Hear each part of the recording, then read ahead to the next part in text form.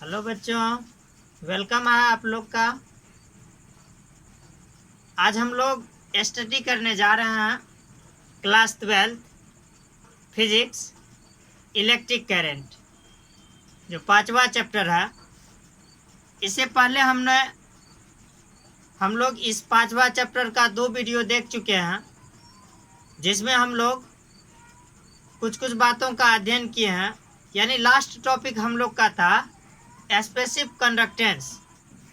स्पेसिव conductance तक यानी विशिष्ट चालकता तक हम लोग स्टडी कर चुके हैं। आज हम लोग उससे आगे बात करने वाले हैं। विशिष्ट चालकता के आगे की बात जो होता है वो होता है, हम लोग लिख लेंगे स्टार दे करके, जो प्रतिरोधों का श्रेणी क्रम संयोजन, प्रतिरोधों का श्रेणी क्रम संयोजन एवं प्रतिरोधों का समांतर क्रम संयोजन। बिल्कुल ही आसान है। प्रतिरोधों का श्रेणी क्रम संयोजन एवं प्रतिरोधों का समांतर क्रम संयोजन से आप क्या समझते हैं? इसके समतुल्य प्रतिरोध का व्यंजक प्राप्त करें। तो सिंपल सी बात है, प्रतिरोधों का श्रेणी क्रम संयोजन क्या होगा और उसके बाद जानना है प्रतिरोधों का समांतर क्रम संयोजन क्या है। इसका अलग अलग हम लोग समतुल्य प्रतिरोध ज्ञात कर लेंगे। यानी आंसर दे करके लिखेंगे grouping of resistance in series. Grouping of resistance in series.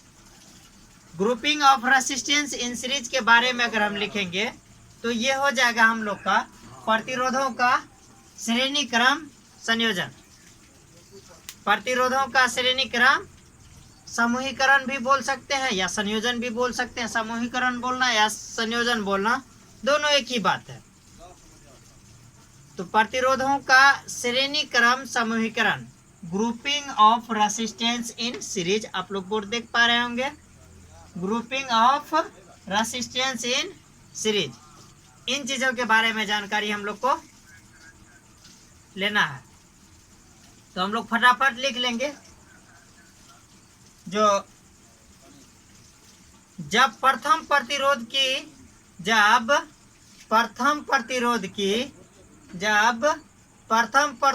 की दूसरी शीर्ष को, जब प्रथम प्रतिरोध की दूसरी शीर्ष को दूसरे प्रतिरोध के प्रथम शीर्ष से, जब प्रथम प्रतिरोध के दूसरी शीर्ष को दूसरे प्रतिरोध के प्रथम शीर्ष से तथा दूसरे प्रतिरोध के तीसरे तथा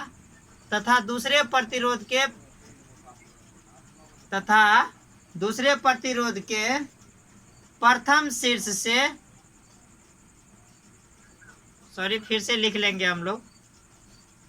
जब प्रथम प्रतिरोध की दूसरी शीर्ष को, जब प्रथम प्रतिरोध की दूसरी शीर्ष को दूसरे प्रतिरोध के प्रथम शीर्ष से, दूसरे प्रतिरोध के प्रथम शीर्ष से तथा दूसरी प्रतिरोध के दूसरी शीर्ष को, दूसरी प्रतिरोध के दूसरी शीर्ष को तीसरे प्रतिरोध के प्रथम शीर्ष से, तीसरे प्रतिरोध के प्रथम शीर्ष से जोड़ा जाता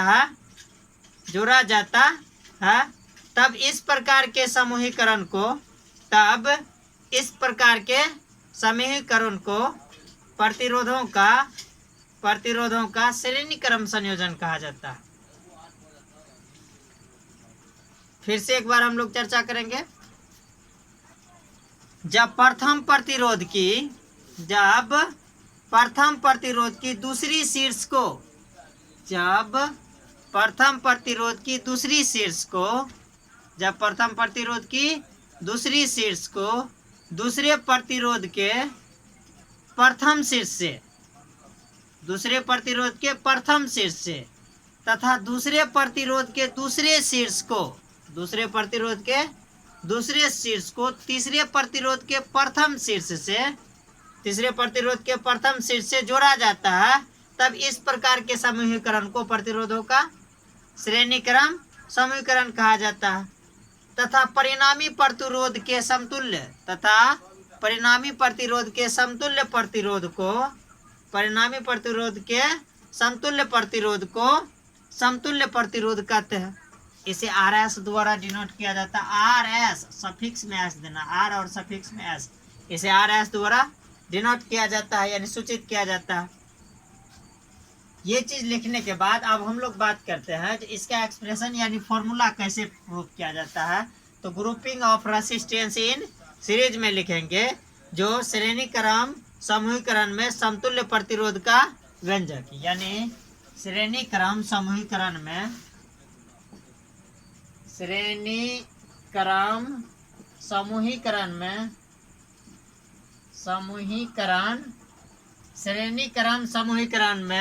श्रेणी क्रम समूहीकरण में समतुल्य प्रतिरोध का व्यंजक, समतुल्य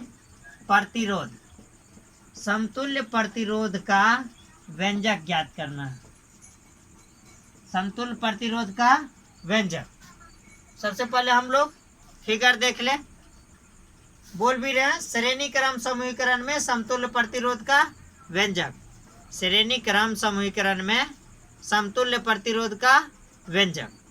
अब बात करते हैं हम लोग फिगर का। सपोज दैट यह रेसिस्टेंस, यानी यह एक प्रकार का इलेक्ट्रिक सर्किट है, विद्युत परिपथ है, इलेक्ट्रिक सर्किट विद्युत परिपथ है। इसे R1, R2 और R3, R1, R2 और R3, ये पॉजिटिव चार्ज, ये नेगेटिव चार्ज, यहाँ एक स्विच लगा हुआ।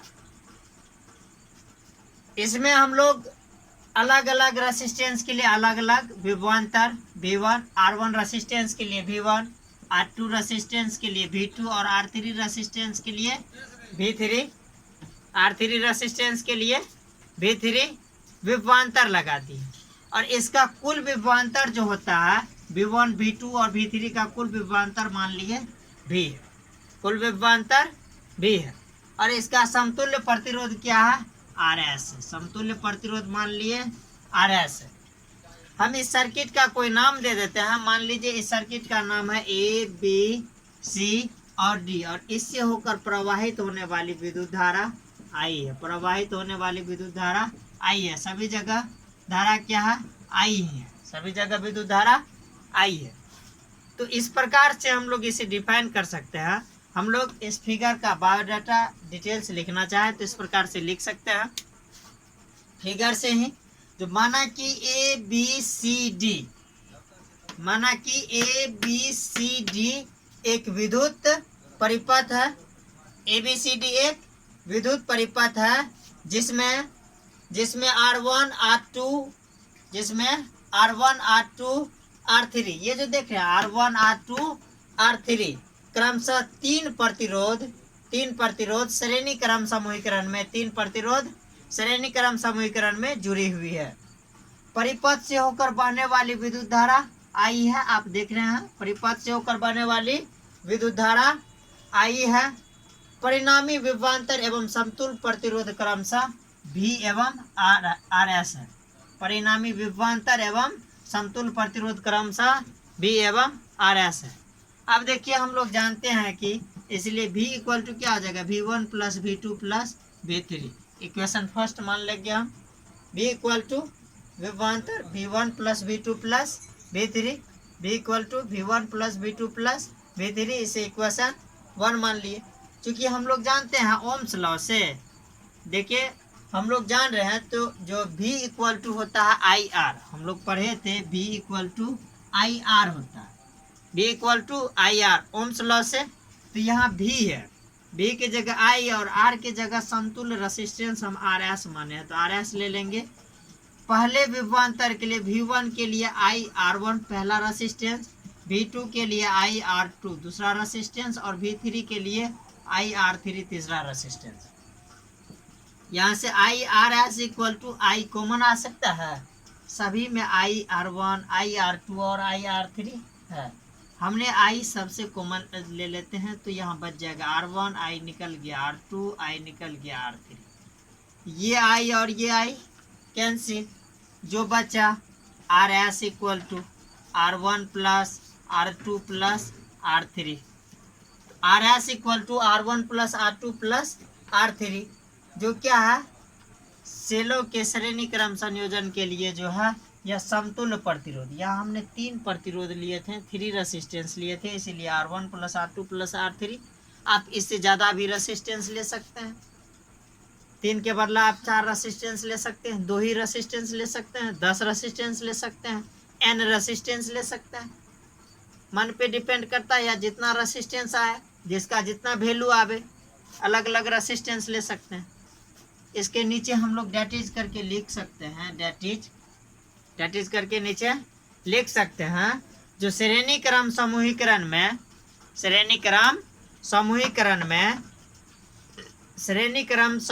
में समतुल्य प्रतिरोध का मान, श्रेणी क्रम समूहीकरण में समतुल्य प्रतिरोध का मान प्रत्येक प्रतिरोध के बीजगणितीय योग, प्रत्येक प्रतिरोध का बीजगणितीय योग के बराबर होती है। प्रत्येक प्रतिरोध का बीजगणितीय योग के बराबर होती है ना आसान। अब हम लोग बात करते हैं इसमें कुछ नोट्स के बारे में, कुछ नोट्स के बारे में जानकारी लेते हैं। बोल मिटा दे।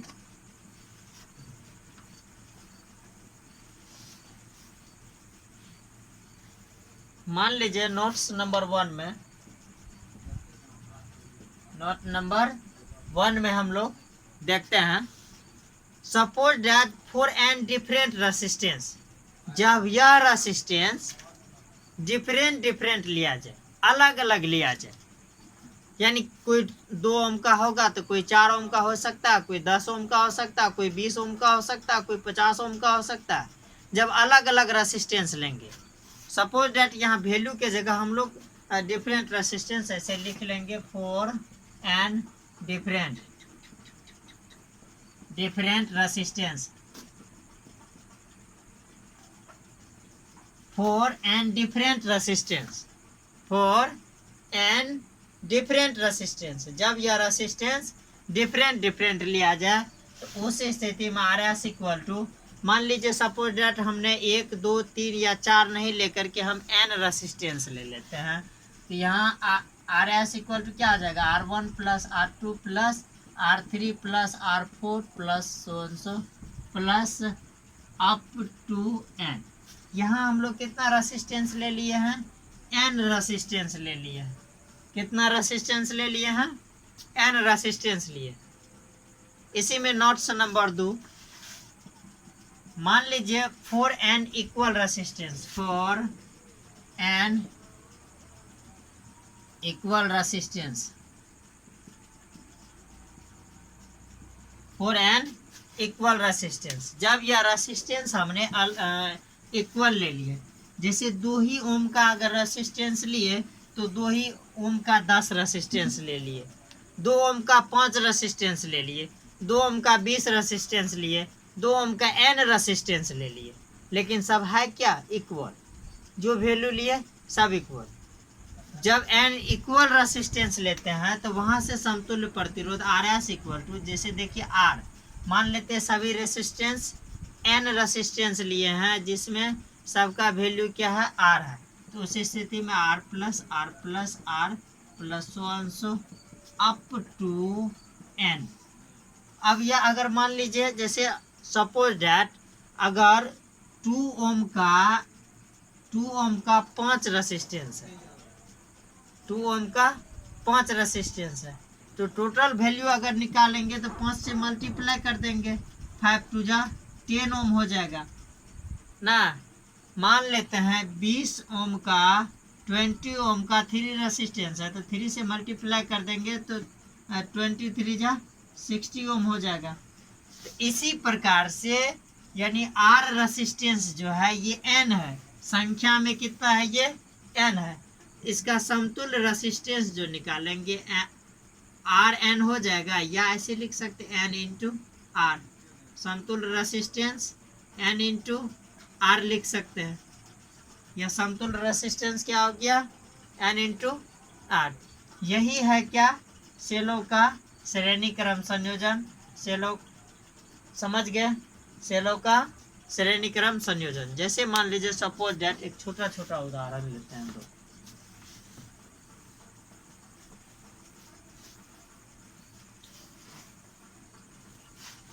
मान लीजिए यह एक प्रकार का सर्किट है। यह क्या है? एक प्रकार का सर्किट है, सिंपल। ये मान लेते हैं 2 ओम है, यह 3 ओम है और यह 5 ओम। क्या है? 2 ओम, 3 ओम और 5 ओम।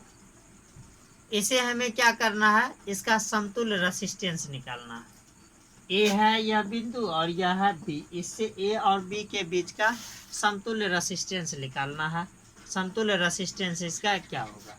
तो हम लोग देख रहे हैं यहाँ 3 रेसिस्टेंस है, यानी R1 इक्वल टू 2 ओम हो गया, R2 इक्वल टू 3 ओम हो गया और R3 इक्वल टू 5 ओम हो गया। और समतुल्य रेसिस्टेंस मान लेते हैं RS है, तो RS equal to R1 plus R2 plus R3। यहाँ से 2 ohm plus 3 ohm plus 5 ohm equal to कितना? 5 3 8, 5 3 8 और 8 2 कितना? 10। तो इसका समतुल्य रेसिस्टेंस क्या हो गया? 10 ओम। समतुल्य रेसिस्टेंस 10 ओम, 10 ओम। आप समझ गए होंगे आसानी से, और है ना सिंपल। तो इस प्रकार से निकाला जाता है। आगे हम लोग एक्सरसाइज खत्म होने के बाद डिफरेंट टाइप का ढेर सारे नंबरिकल का स्टडी करेंगे। फिलहाल हम लोग आगे देखते हैं। जो सेलों का लिख लिए होंगे, स्टार दे करके लिखेंगे। सेलों का समांतर क्रम समूहन या समूहीकरण या संयोजन क्या है? सेलों का समांतर क्रम संयोजन क्या है? यानी grouping of resistance in parallel. Grouping of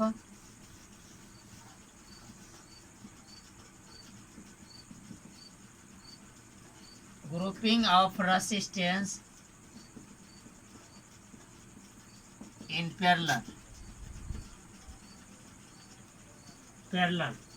grouping of resistance in parallel. समझते हैं सबसे पहले grouping of resistance in parallel.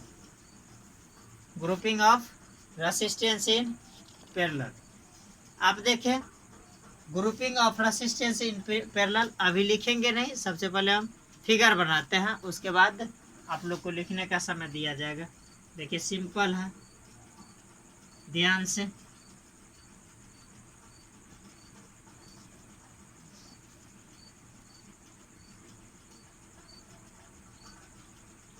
Figure बना लेंगे।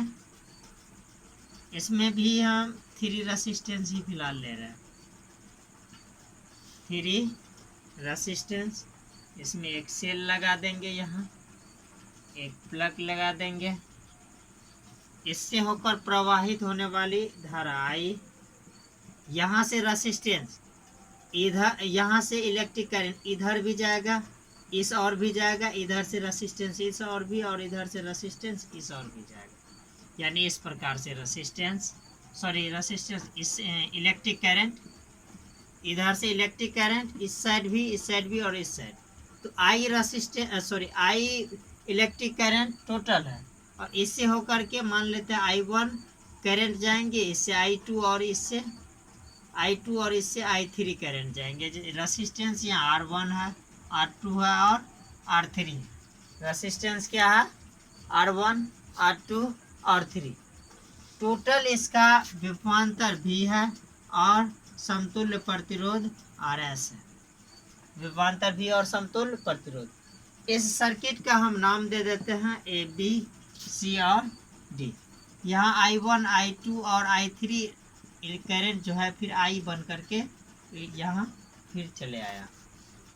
तो यह चीज़ है। तो हम लोग इसका डिफिनेशन ऐसे लिखते हैं। डिफिनेशन जो लिखेंगे ऐसे लिख सकते हैं, जब दिए गए सभी प्रतिरोध की, जब दिए गए सभी प्रतिरोध की प्रथम शीर्ष को, जब दिए गए प्रतिरोध के सभी शीर्ष, जब दिए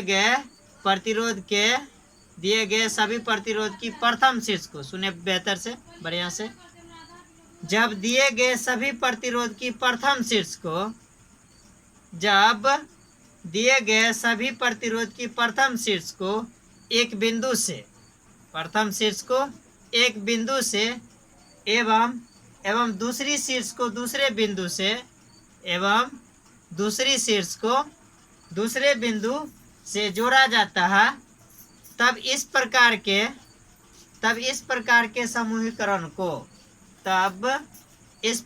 के समूहीकरण को प्रतिरोधों का समांतर क्रम समूहीकरण कहते हैं। तब इस प्रकार के समूहीकरण को प्रतिरोधों का समांतर क्रम समूहीकरण कहा जाता है तथा परिणामी प्रतिरोध को समतुल्य प्रतिरोध कहते हैं। इसे सॉरी, यहाँ फिगर में हम लोग आरएस दे दिए, आरपी दर्शाएंगे पैरेलल। इसके समतुल्य प्रतिरोध को आरपी द्वारा सूचित किया जाता है। अब हम लोग फिगर बनाएंगे, यानी यहाँ लिख लेंगे, फिगर बनाने से पहले एक लाइन लिख लेंगे, जो समांतर क्रम समूहीकरण में समतुल्य प्रतिरोध का व्यंजक लिख देते हैं यहाँ। समांतर क्रम संयोजन में समतुल्य प्रतिरोध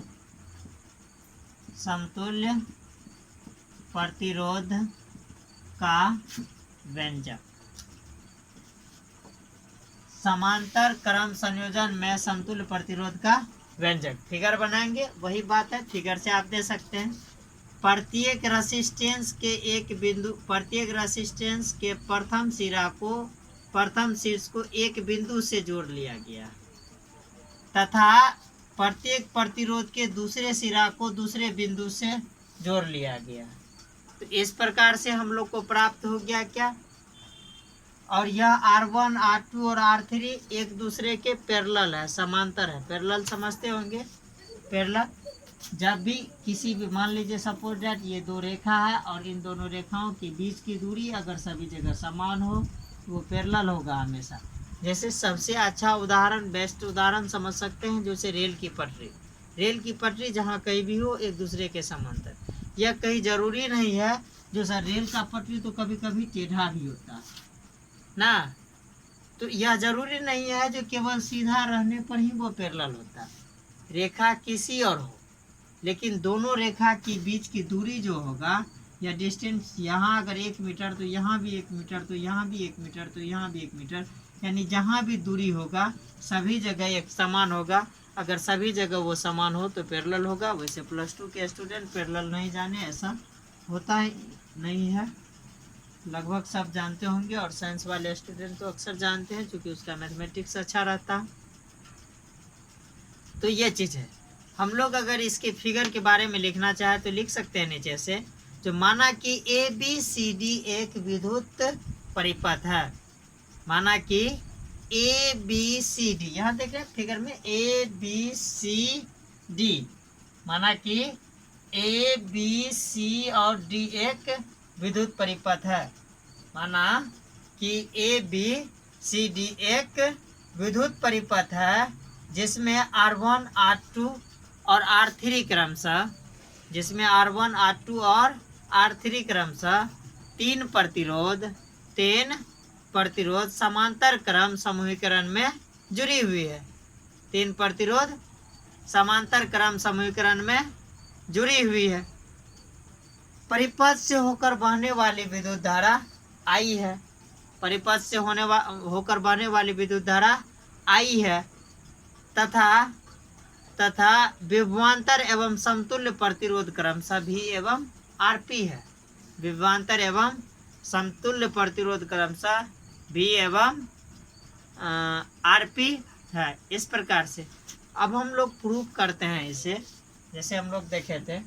तो यहाँ देखिए, हम लोग यहाँ I जो है एक ही धारा, यहाँ से अलग अलग धारा हो गया, I1 हो गया, I2 और I3। तो I जो था यही ना 3 भाग में बट गया, यानी I1 हो गया, I2 और I3, इसे ऐड करके लिख सकते हैं हम लोग I1 I2 प्लस I3। इससे इक्वेशन फर्स्ट मान लेते हैं हम लोग, I = I1 plus I2 plus I3। I1 equal to I1 plus I2 plus I3, इसे इक्वेशन फर्स्ट मान लिए। अब जो है इसे क्या करते हैं, क्योंकि हम लोग ओम्स लॉ से जानते हैं V इक्वल टू होता है V equal to I into R, V equal to I into R, और यहाँ से R इक्वल टू हम लिख सकते हैं V by I, sorry I equal to V by R लिख सकते हैं ऐसा, I equal to V by R. तो इसी फॉर्मूला में यूज कीजिए ना, I के स्थान पर हो जाएगा V बाय समतुल्य resistance R P equal to I के जगह V बाय समतुल्य इसका I1 के लिए R1 plus V into I2 के लिए R2 plus V bye I3 के लिए R3। यहाँ से V सब में है, कॉमन ले लेंगे, V by R P equal to V common 1 by R1 plus 1 by R2 plus 1 by R3। यहाँ से V और V कैंसिल, V और V कैंसिल, जो बच गया वो क्या सब बच गया देखेंगे। यहाँ जो बचा हुआ है यानी 1 by R P equal to बचा हुआ है 1 by R1 plus 1 by R2 plus 1 by R3 plus 1 by R3। यही तो प्रतिरोधों के समांतर क्रम संयोजन का समतुल्य प्रतिरोध है। 1 by R P equal to 1 by R1 plus 1 by R2 plus 1 by R3 प्रतिरोधों के समांतर क्रम संयोजन का समतुल्य प्रतिरोध है। अब इसमें इसका भी कुछ नोट्स होता है, जैसे हम लोग जानते हैं नोट्स के बारे में।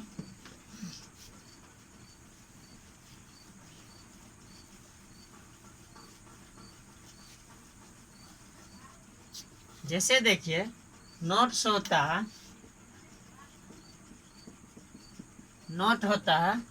नोट में हम लोग क्या सब दे सकते हैं, for N equal resistance, for N equal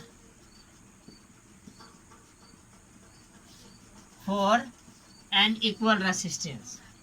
जब इसमें हम लोग इक्वल रेसिस्टेंस यानी सब समान रेसिस्टेंस ले लेंगे, उस स्थिति में 1 by R P equal to 1 by R plus 1 by R plus 1 by R plus कितना ले लिए हैं, 1 2 4 5 नहीं, हम लोग एन रेसिस्टेंस ले लिए हैं, अप टू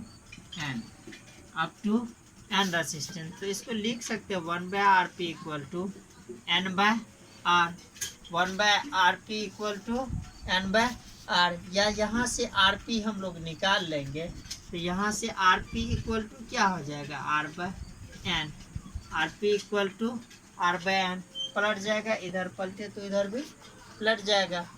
तो ये हो गया for N equal resistance, for N equal resistance. हम लोग देखिए नोट नंबर 2 में लेते हैं, तो हम लोग पैरेलल में पढ़े थे R S equal to N into R, R S equal to N into R, और अभी हम सीरीज में पढ़े थे, यानी सीरीज में श्रेणी क्रम में पढ़े थे R S equal to N into R, और यहाँ पैरेलल में पढ़े हैं R P equal to R by N. तो अगर हम लोग इन दोनों का रेशियो देखें, यानी R S by R P equal to देखें, तो आर एस का value N into R by इसका आर बाय एन, ये एन जब ऊपर जाएगा तो एन आर बाय 1 इंटू कितना एन बाय आर, ये आर और आर कैंसिल यानी एन स्क्वायर बचेगा। यानी कहने का तात्पर्य हुआ R S by R P equal to N square. अगर ऐसा पैरेलल और सीरीज दोनों में इक्वल सीरीज दे, तो उस स्थिति में वैल्यू निकालने के लिए हम लोग कैलकुलेशन ज़्यादा नहीं करके डायरेक्ट एन स्क्वायर उसकी जो संख्या होगा उसका स्क्वायर कर देंगे, वही उन दोनों का रेशियो हो जाएगा। अब हम लोग बात करते हैं नोट नंबर 3 का, यानी हम लोग नोट नंबर 3 का मान लीजिए फॉर एन डिफरेंट रेसिस्टेंस ले लिए। क्या ले लेना है, फॉर एन डिफरेंट रेसिस्टेंस, तो नोट नंबर 3 होगा। 3 नंबर में for and different resistance.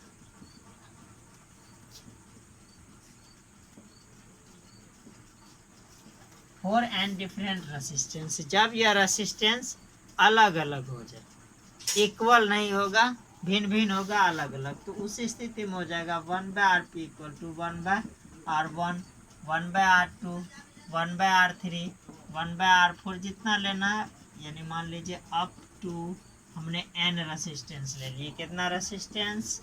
n resistance. तो इस प्रकार से क्या हो जाता है, हम लोग को डिफरेंट रेसिस्टेंस लेंगे तो इस प्रकार से हो जाएगा। बात समझ रहे हैं? सबको आ गया होगा समझ में?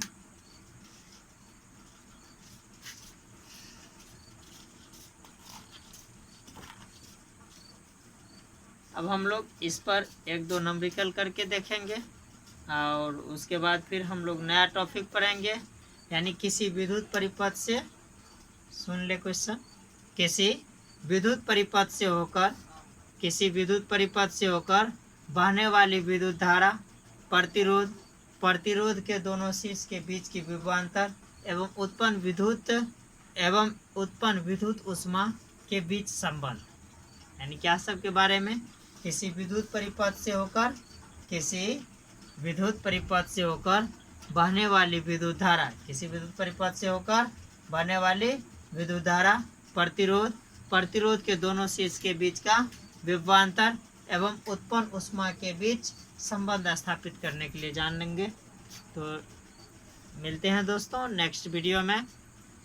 हम उम्मीद करते हैं आप लोग को सेलों का श्रेणी क्रम संयोजन और समांतर क्रम संयोजन बेहतर से समझ में आया होगा, और अगर आप लोग को यह वीडियो अच्छा लगा होगा तो आप लाइक ज़रूर करें, ताकि नोटिफिकेशन भी दबाए, ताकि मेरा नया वीडियो जब ही अपलोड होता है तो आपको इस चीज़ का नोटिफिकेशन मिले और आप सीरियली स्टडी कर सके। Thank you.